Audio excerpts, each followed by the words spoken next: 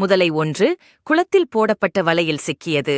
அவ்வழியாகச் சென்ற மனிதனிடம், என் குழந்தைகளுக்கு இரை தேட வேண்டும், அவை பசியால் துடிக்கின்றன, என்னை விடுவிப்பாயா என்று கெஞ்சியது.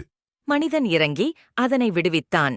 உடனே அவன் காலை கவ்வியது. ஏன் உதவி செய்த எனக்கு இப்படி செய்தாய் எனக் கேட்டான். இதுதான் என் குணம் என்று கூறி அங்கு வந்த காகத்திடம் கேட்டுப்பார் என்றது. ஆமாம், நேற்று நான் ஒரு பாம்பை கொல்ல வந்தவனின் கண்களை கொத்தி பாம்பை காப்பாற்றினேன்.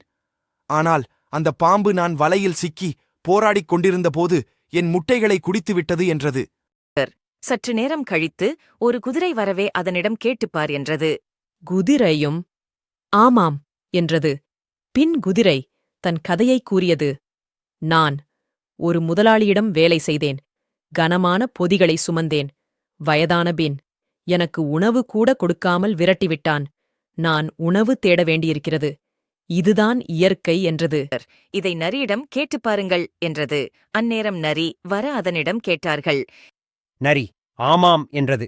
பின்னர் நரி கூறியது, நாம் உட்கார்ந்து பேசுவோம் என்று கூறி முதலையும் காகமும் பாம்பும் குதிரையும் நரியும் சேர்ந்து உட்கார்ந்தன.